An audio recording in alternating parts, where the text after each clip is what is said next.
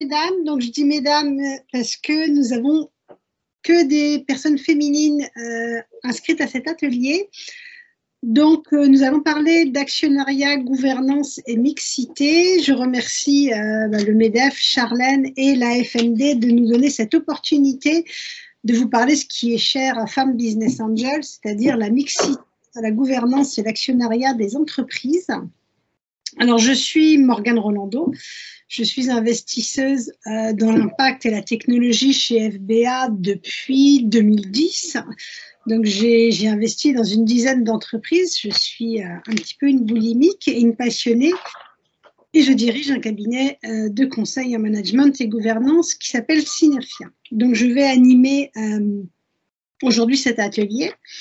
Et nous allons vous parler des expériences croisées d'Elisabeth Pochet, qui est une investisseuse chez FBA, membre du conseil d'administration de FBA, et aussi membre du comité stratégique d'une des startups dans lesquelles elle a investi, Sohan. Donc, elle nous donnera sa version croisée d'une gouvernance mixte, et Nicolas Lemétayer, qui lui est CEO et cofondateur de l'entreprise Sohan, qui va présenter un petit peu son entreprise et comment il utilise la mixité dans la gouvernance et la bonne conduite de son entreprise. Donc, d'abord, quelques mots sur Femmes Business Angels. Nous sommes le premier réseau d'investisseuses au féminin en Europe. Nous existons depuis 2003.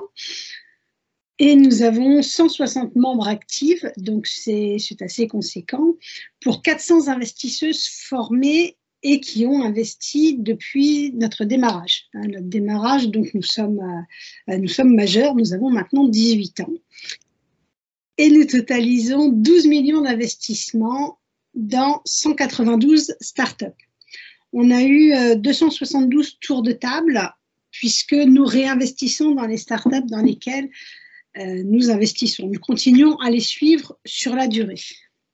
Et nous sommes nés à Paris et allons de plus en plus vers les régions. Donc, les femmes investissent de plus en plus. C'est très dynamique et l'écosystème des startups l'est aussi. Donc, ce sont des très belles opportunités pour amener notre expérience et notre vision à des jeunes sociétés qui sont en phase de construction et de lancement fort. Donc, nous sommes maintenant à Lyon, Marseille, Strasbourg, Le Havre et Bordeaux. Ce que nous faisons en plus de l'investissement, c'est former à l'investissement. C'est une démarche, même pour des chefs d'entreprise, qui n'est pas forcément native. Donc, nous avons commencé par former les femmes qui se sentaient plus fortes pour investir et former un esprit promo en même temps. Donc, c'est vraiment la sympathie, très sympathique d'investir avec des copines et aussi de voir qu'on a, comme dans un CODIR, plusieurs fonctions réunies entre le marketing, la finance, la stratégie, le commercial, les experts métiers. Et nous avons aussi créé des masterclass de l'investissement qui sont des visios accélérés pour avoir quelques clés d'investissement. Et bien sûr, nous sommes très, très engagés dans la mixité puisque nous avons publié en 2020 un livre blanc sur l'investissement et l'actionnariat en levier de la réussite économique des femmes, qui peut se télécharger gratuitement depuis notre site femmesbusinessangels.org. Et nous avons créé le premier forum de l'investissement au féminin, pour lequel il y a déjà eu 3 éditions, la dernière en 2020 et la prochaine en préparation. Au vu des dernières secousses, on n'a pas encore de date sur un événement présentiel. Et nous avons fait partie d'un programme d'études européens sur les femmes investisseuses pour des entrepreneurs européens. Donc voilà un petit peu notre positionnement. Et nous sommes engagés pour l'entrepreneuriat aussi. On investit surtout en Île-de-France, mais de plus en plus en région. Nous investissons à 40% dans des équipes mixtes. Cela veut dire que 40% des entreprises que nous finançons ont une gouvernance, ont une équipe entrepreneuriale soit féminine, soit mixte. et il y a un pourcentage de 10% par rapport au reste de la population. Donc, on voit que le fait d'avoir un positionnement mixte ou féminin dans l'investissement ouvre aussi vers une plus grande mixité dans l'entrepreneuriat, puisqu'elle s'adresse en majorité à nous. Et pour poursuivre sur cette mixité dans l'entrepreneuriat, nous venons de lancer en septembre 2021, donc c'est tout frais, tout neuf, le premier fonds d'investissement dédié à la mixité. Donc cela veut dire, si vous souhaitez investir avec Femme Business Angels, vous pouvez le faire soit en direct via l'association FBA, soit en indirect, parce que pour plusieurs raisons, pour avoir une plus grande force de frappe, ou parce pour le faire via un fonds qui va être occupé qu'à ça, avec Win Equity. Donc voilà un petit peu pour Femme Business Angels. Maintenant, on va passer à Sohan et nous aurons le temps, nous aurons 15-20 minutes pour des questions-réponses à la fin. Et si vous avez des questions entre-temps, vous pouvez bien sûr les poser à travers le chat et je vous y répondrai autant que possible. Maintenant, la parole est à Nicolas de Sohan. Parfait. Bonjour à tous. Je m'appelle Nicolas. Je suis le CEO et le cofondateur de Sohan.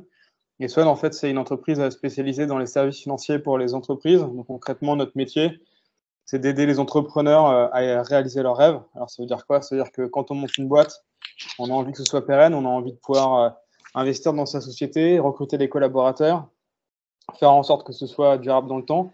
Pour ça, on a besoin d'argent et notamment, on a surtout besoin de se faire payer à temps. Et en fait, on s'est aperçu que la pénibilité et la difficulté de se faire payer à temps, ça avait des impacts assez importants dans l'économie et sur les sociétés, puisqu'il y a près de 500 entreprises tous les jours qui font faillite en Europe. Et ça représente à peu près 1 million de personnes tous les ans en Europe qui perdent leur job simplement parce que la société pour laquelle ils travaillent n'arrive pas à se faire payer à temps. Donc nous, ce qu'on a fait, c'est qu'on a créé en fait une solution qui permet en fait de pouvoir fluidifier les paiements inter-entreprises, donc les opérations d'encaissement et les opérations de décaissement. Donc concrètement, ça veut dire accélérer le paiement d'une facture, donc s'assurer de se faire payer de façon plus rapide, mais aussi sur tous les flux financiers liés au décaissement, donc le paiement des factures fournisseurs. Bon, là, on veut enlever soit la charge mentale, soit le temps de traitement lié au paiement fournisseur. Voilà un petit peu ce qu'on fait chez Sohan. Ouais, désolé, je suis allé un peu plus vite. Je vous avais dit, Morgane, que je pouvais être capable d'aller très vite. Donc, on a une équipe Sohan, c'est une société qui a maintenant 3 ans. On est 30 sur Bordeaux. Et elle a été cofondée par 3 entrepreneurs. Donc, moi, je suis le CEO et je suis un entrepreneur depuis une dizaine d'années. J'ai participé à plusieurs projets, des projets aussi en FinTech, plutôt FinTech de paiement entre particuliers. Puisque chez Sohan, aujourd'hui, on est vraiment concentré sur le paiement entre professionnels. J'ai participé à des projets comme Lydia ou Pumpkin, qui étaient spécialisés sur les échanges financiers en P2P, donc particulier à particulier. Et ensuite, Peggy, qui est mon associée, qui est directrice produit, et donc, qui a un parcours assez atypique, puisqu'elle est ingénieure et architecte à la base, et qui est en charge de toute la conception en fait, de la partie product. Et Arthur Dawan, qui est directeur technique. Donc, on a monté cette entreprise il y a maintenant 3 ans, en fait.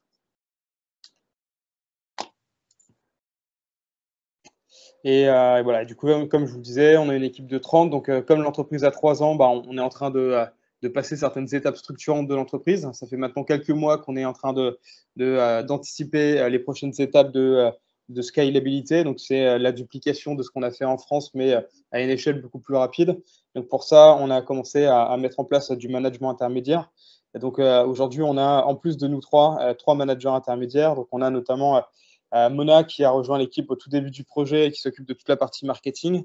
Et qui est aussi une sportive de haut niveau, ce qui est assez atypique. On a réussi à vraiment adapter son emploi du temps pour qu'elle puisse, de façon concomitante à son job de manager en startup, à pouvoir aussi préparer les championnats du monde, puisqu'elle est championne d'Europe de saut en longueur.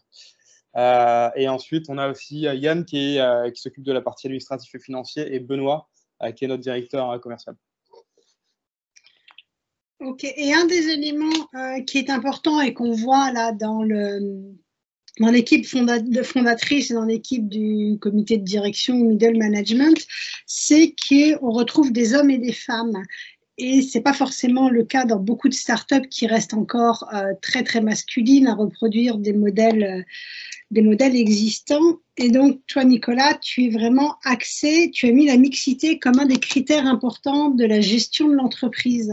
Est-ce que tu peux nous dire un petit peu, déjà, pourquoi ce réveil en tant qu'homme, et qu'est-ce que ça change au quotidien?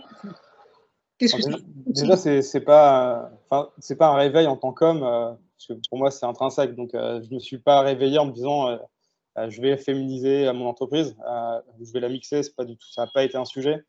C'est quelque chose qui est naturel depuis que j'entreprends. Je pense que je fais partie d'une génération d'entrepreneurs assez jeunes où on se pose pas la question on se pose plus ces questions autour de la mixité. Enfin, en tout cas, c'est mon point de vue. Et moi, j'ai eu la chance de pouvoir entreprendre dans d'autres projets aussi où il y a toujours eu des associés qui étaient des femmes, et on s'est juste jamais posé la question. Moi, j'ai cofondé aussi YouBooks, une application de lecture en streaming qui est aujourd'hui présidée par Hélène Mérion. Et voilà, on a travaillé ensemble pendant 4 ans, et c'était même ma boss, quelque part. On était associés, mais moi, j'étais en dessous d'elle puisqu'elle était CEO, et ça m'a jamais posé de problème. Donc, moi, le sujet, je me suis pas réveillé un jour en me disant ça va être un sujet de m'associer avec des femmes ou d'intégrer finalement ce Matrix dans l'entreprise. Il se trouve que pour moi, c'est une normalité. Donc, bon, une fois qu'on s'est dit ça, il y a des enjeux pour nous qui sont quand même de le démocratiser, de le rendre accessible, parce que, comme tu l'as dit, c'est pas forcément une représentation. Ce qui est naturel et intrinsèque pour nous, c'est pas forcément une normalité. Et donc, une fois qu'on s'est dit ça, on s'est dit qu'on devait essayer de montrer l'exemple et d'en parler, quoi. Donc, c'est vrai que nous, on l'a fait déjà. Moi, je le fais de façon directe en m'associant avec des femmes. Ensuite, de façon naturelle, en fait, nous, on pilote dans les métriques de l'entreprise de la même manière qu'on pilote, par exemple, des métriques de croissance, de dépenses. On va piloter aussi, par exemple, la répartition des hommes et des femmes dans l'entreprise, parce qu'on chercherait vraiment en fait à s'approcher le plus possible de 50%. Malheureusement, ce n'est pas encore le cas aujourd'hui, pour plein de raisons. Mais en tout cas, c'est quelque chose qu'on pilote de façon vraiment tous les mois, quoi, mois le mois. Donc ça, c'est le premier point. Après, le second, c'est que comme c'est quelque chose en fait qui nous tient à cœur, au même titre que d'autres valeurs qu'on a développées, puisque je considère que être entrepreneur, c'est aussi être entrepreneur à impact, et c'est d'avoir des valeurs fortes et d'aller chercher de l'impact dans ce qu'on fait. Donc nous, il y a la mixité, mais il y en a d'autres. De cette façon-là, en fait, on voulait aller au bout de nos convictions, et c'est comme ça, en fait, quand on a ouvert notre capital il y a un peu plus d'1 an, qu'on a décidé de prendre contact avec Femmes Business Angel, parce qu'on voulait absolument faire entrer le premier fonds européen de Femmes Business Angel. Pour nous, ça faisait complètement du sens par rapport à nos convictions. Et c'était aussi un moyen de pouvoir vraiment aussi féminiser notre comité de surveillance. Aujourd'hui, on a près de 40% du comité de surveillance qui est mixte. Et ça, c'est un point qui était important. Et pour répondre au deuxième point qu'est-ce que ça nous apporte, de façon concrète, ça nous apporte un biais différent, parce que les femmes et les hommes, on n'est pas construits de la même façon, donc on ne pense pas de la même manière. Et donc, forcément, au quotidien, quand on travaille ensemble, quand on collabore, ça apporte une autre façon de voir, un autre biais. Et cette autre façon de voir et cette biais, à partir du moment où on a envie de collaborer ensemble, ça apporte et ça crée de la valeur, quoi. Voilà. Et moi, j'ai une question quand même, parce que tu disais que c'était naturel de par ta génération, mais tu l'as mesuré. Bon, chez Femmes Business Angel, nous sommes orientés mixité, donc on le mesure parce qu'on a envie de montrer nos résultats. Et de le mesurer, quelle importance ça a de le mesurer pour toi? Est-ce que ça oblige à y repenser à chaque embauche, ou pour aller chercher des interlocuteurs, comme tu le dis, être venu voir Femmes Business Angel par rapport à ça? Qu'est-ce que t'apporte la mesure? La mesure, c'est un moyen de savoir un petit peu où est-ce qu'on se situe, parce que, comme je disais, nous, on aimerait vraiment, en fait, à terme, pouvoir attirer autant de femmes que d'hommes sur les postes qu'on recrute. Après, il se trouve que l'environnement dans lequel on est, à savoir déjà, les nouvelles technologies, les startups, et en plus, les services financiers, parce que nous, on intervient dans un domaine qu'on appelle les fintech, les services financiers, c'est très masculin à la base. Et donc, pour nous, c'est une contrainte supplémentaire pour pouvoir attirer des talents féminins. Donc, le fait de le maîtriser, enfin d'avoir mis en place ce matrix dans notre tableau de bord, ça nous permet, en fait, ça nous oblige quelque part à se dire, OK, comment est-ce qu'on fait pour, malgré la difficulté qu'on peut avoir à attirer des femmes dans nos métiers qui sont les métiers un peu bancaires, finance, de quelle manière est-ce qu'on va développer un plan? Et de façon concrète, pas plus tard qu'hier, je suis allé intervenir pendant 2 heures à l'ESCA, qui est une école d'ingénieurs avec un master spécialisé en FinTech. Voilà, j'en ai reparlé, j'ai réexpliqué notre démarche, et c'est un moyen aussi pour moi d'aller toucher des jeunes, et notamment les femmes qui sont dans ces promos, pour leur dire de venir postuler chez nous, quoi. Et malgré tout, ce que j'ai observé d'ailleurs pendant ce master, et je l'ai dit au patron de promo, c'est qu'il fallait faire quelque chose, parce que je pense qu'il y avait, je sais pas, il y avait 40 étudiantes, il y avait peut-être 6 ou 7 femmes max. Ouais, donc en fait, c'est dès le début, dès les études, qu'il faut continuer à inspirer les jeunes femmes. Surtout, c'est ça nos enjeux, et donc le fait d'avoir ce métrique, c'est se rappeler à chaque fois de ne pas être dans la fatalité qui pourrait de se dire c'est compliqué, il n'y a pas de femmes dans notre secteur d'activité, et genre, du coup c'est normal, on n'est que des mecs. C'est de se dire non, il faut, à partir du moment où c'est des valeurs fortes pour nous, il faut qu'on trouve un moyen quand même d'aller chercher les femmes, les talents, pour pouvoir en fait les intégrer chez nous, quoi. Non, mais les femmes sont là et nous sommes là pour les révéler. Et donc, merci Nicolas. Maintenant, Morgane, je suis désolée, mais je pense que Nicolas peut dire un mot sur l'académie qu'ils ont créée à l'intérieur de Swan, qui pour moi, c'est un des moteurs de former plus de femmes pour travailler dans un FinTech. Ouais, alors, de façon concrète, c'est vrai que c'est un autre point qui nous tient beaucoup à cœur, mais finalement qui est très lié en réalité à la mixité, hein, c'est l'apprentissage. Nous, on investit beaucoup dans la formation des jeunes générations. Et en fait, comme on est une société où on recrute beaucoup, de façon concrète, on est passé de 6 à 30 en 1 an. Et on projette de passer de 30 à 60 sur les 12 prochains mois, ce qui fait qu'on a des enjeux assez importants de recrutement, notamment des profils commerciaux, développeurs. Et donc, en fait, pour nous, en fait, pour attirer des jeunes talents de façon encore plus importante de ce qu'on fait déjà à travers soi, les interventions dans les écoles, on a créé cette école de vente. Et concrètement, c'est quoi? C'est on prend des jeunes qui sont en alternance, mais en plus de la formation qu'ils ont en alternance, on les forme pendant 1 an, l'équivalent de 5 heures par semaine en plus de la formation. Donc, ils ont 2 fois 1h30 de technique de vente et le reste en roleplay.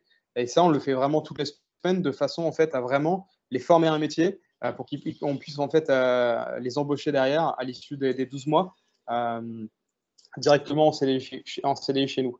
Et ça, c'est un moyen aussi d'aller chercher aussi des talents féminins, de miser sur l'apprentissage et la formation. Ça reste aussi quelque chose d'attractif dans une entreprise, de se dire on ne prend pas juste des alternants parce que c'est opportuniste par rapport aux aides qu'il peut y avoir, c'est que c'est une vraie stratégie dans l'entreprise de formation pour ensuite recruter des jeunes générations. Merci Nicolas. Maintenant, Elisabeth, je vais te donner la parole. En tant que membre du conseil de Swan, comment tu vis cette mixité et en quoi c'est important et comment vous intervenez entre les membres du conseil, hommes-femmes et leur diversité, les différences d'apport. Ouais. Bon, merci Morgane. Donc moi j'ai investi en Swan, ça fait bientôt 1 an et j'ai rejoint le conseil tout de suite. Le conseil, avant il y avait juste Peggy, le Chief Product Officer, qui était la présence féminine sur le conseil. Sinon c'était d'autres investisseurs historiques de Swan et c'était que des hommes. Donc moi j'ai rejoint le conseil et peu de temps après on a une autre membre de FBA qui aussi rejoint le conseil pour essayer d'ajouter ce côté féminin.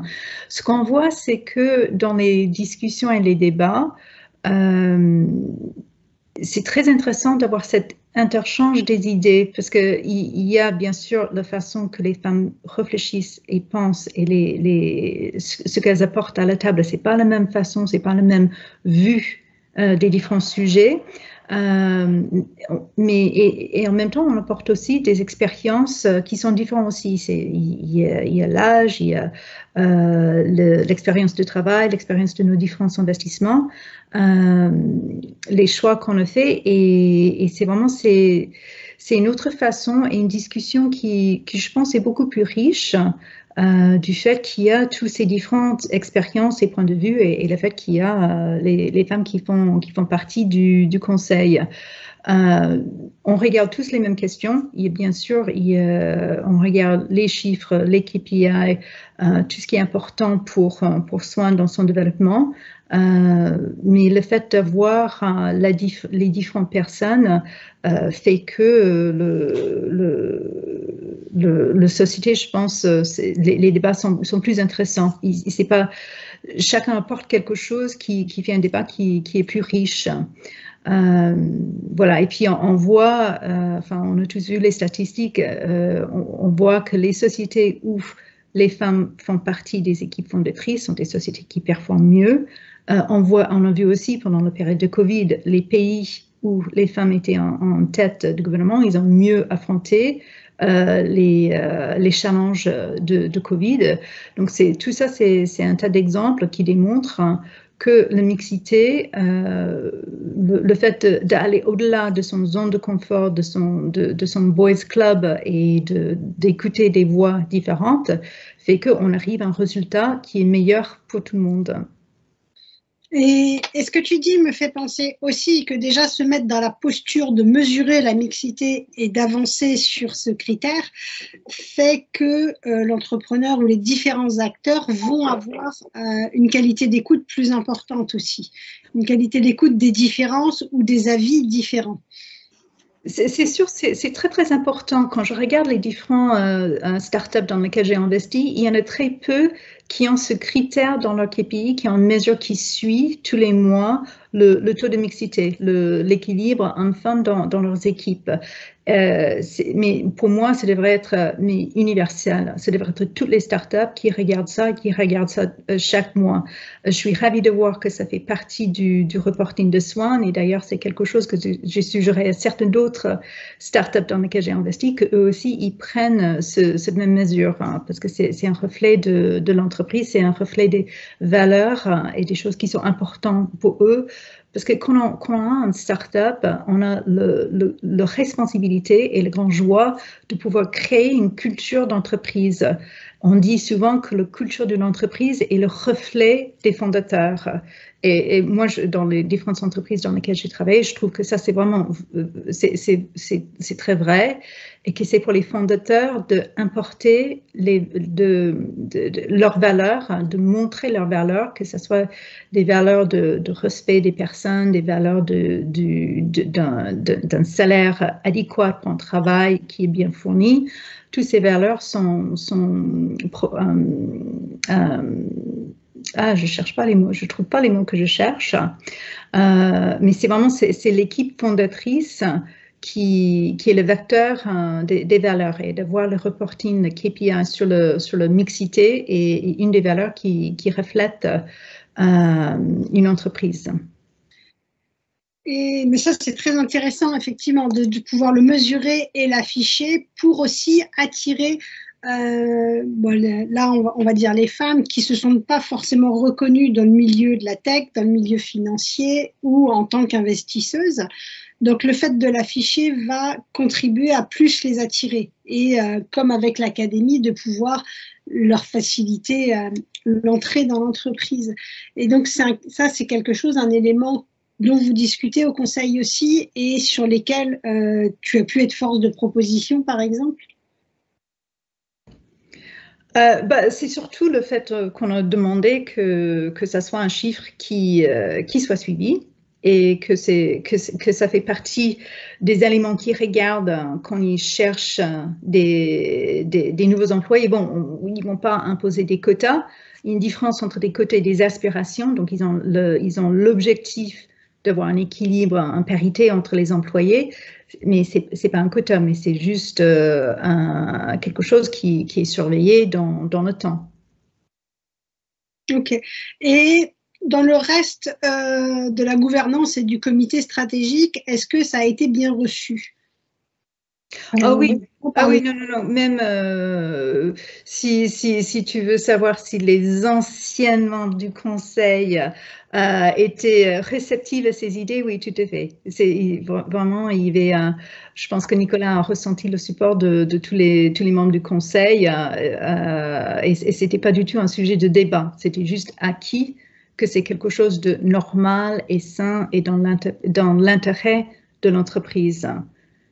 Et d'autant plus dans ces jours où ça devient très difficile de trouver des personnes qualifiées avec les bonnes, de trouver avec les bons éléments de travail, les talents nécessaires. Ben c'est très important d'avoir cette ouverture vers la mixité.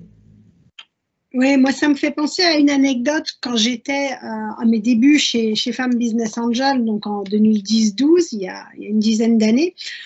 Quand on arrivait dans les événements face aux autres membres Business Angel, on disait, mais voilà encore arrivé les femmes, on n'était pas tellement pris au sérieux, on se moquait pas de nous, mais c'était un petit peu limite, où on nous envoyait que les dossiers spécialement femmes ou cosmétiques ou cuisine. Et bon, moi, ça m'agaçait un petit peu. Mais on faisait notre travail de mesure. Donc, bon, j'étais trésorière, donc c'est moi qui suivais les chiffres. Et quand on a montré en termes d'investissement, qu'on avait les mêmes paniers d'investissement que nos collègues masculins, qu'on était dans le top 5 des réseaux de business angels français en termes d'investissement, et par contre, on avait moins de liquidation que les autres, on a commencé à être prise beaucoup plus au sérieux. Donc, on a vu que ce qui était un stéréotype sociétal, on va dire, c'est la faute de personne, on a réussi, grâce à la mesure, à pouvoir le transformer. Et maintenant, je pense que Femmes Business Angel est devenu un réseau qui compte, parce que nous, on a aussi pris de l'assurance en voyant que les chiffres nous donnaient raison, quoi. Tout à fait, c'est sûr, au niveau de Femmes Business Angels, on est reconnu pour nos procédures de sélection. On a des procédures qui sont reconnues comme étant rigoureux, plus profonds, plus structurés par rapport à certains d'autres réseaux. Et c'est cette sélection, on fait attention avec l'argent qu'on investit, et les résultats montrent que nos retours sur nos investissements sont qui sont souvent supérieurs à ce qu'on trouve dans d'autres réseaux. Mais bon, chacun investit son argent. Oui, chacune va aller suivre ses aspirations.